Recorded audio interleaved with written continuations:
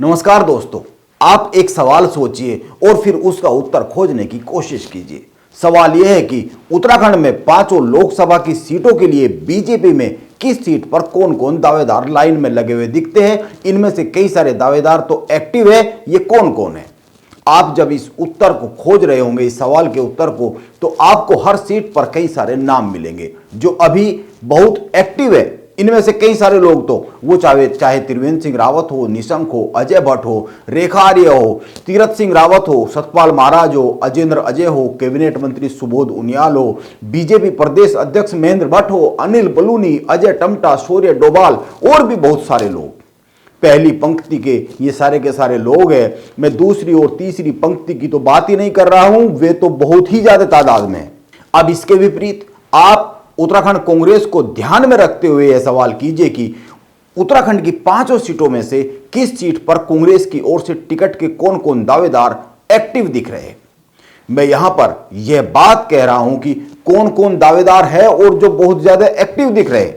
हरीश रावत, हरक सिंह रावत, मनीष खंडूरी, गणेश गोदियाल के बाद आपको नाम ढूंढने में दिक्कत हो सकती है।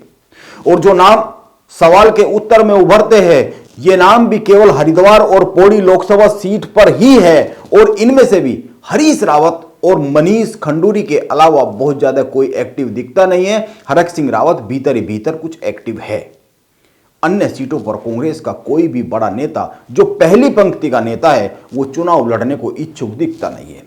दूसरी और तीसरी लाइन के नेता अपने दावे कर रहे हैं क्योंकि उनको लगता है कि हारकर भी नाम होगा, आगे की राजनीति के लिए एक लकीर खिंच जाएगी। राजनीति में हर कोई चाहता है कि एक चुनाव लड़ने को मिल जाए और मैं चर्चा में आ जाऊं जो किसी राजनीतिक दल में दूसरी, तीसरी, चौथी पंक्ति में खड़ा होता है।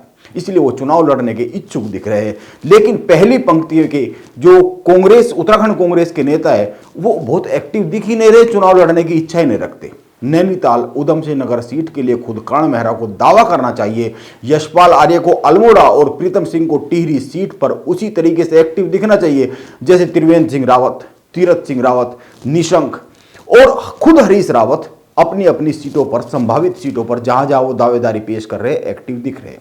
हरीश रावत की तो तबियत भी खराब है, फिर भी वो अपनी लड़ाई के लिए पूरी तरीके से तैयार होते हुए दिख रहे हैं।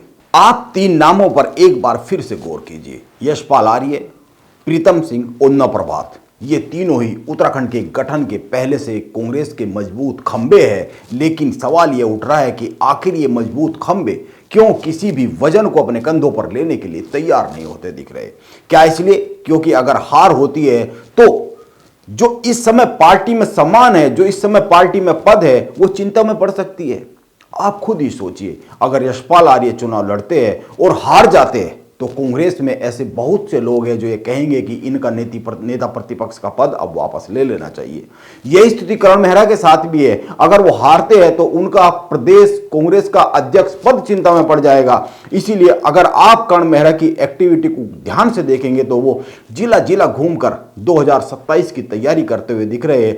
2024 के लिए कौन कहां से लड़ेगा, इसके नामों की बहुत ज्यादा लंबी सूची मौजूदा समय में उत्तराखंड कांग्रेस में दिखती नहीं है। यशपाल आर्य ने बहुत ही साफ साफ कहा कि वो चुनाव लड़ने के इच्छुक नहीं है। हालांकि बाद में जब चर्चा आई कि यशपाल आर्य के इस तरह के बयान से कांग्रेस कार्यकर्ता का मनोबल गिरेगा, तो उन्होंने बहुत ही बेमन से कह दिया कि जो पार्टी नेतृत्व कहेगा मैं वो करूंगा। वो कहीं से, नैनीताल से या फिर अल्मोड़ा से चुनाव लड़ने के बहुत इच्छुक दिखते नहीं। प्रीतम सिंह भी ऐसा ही कह रहे।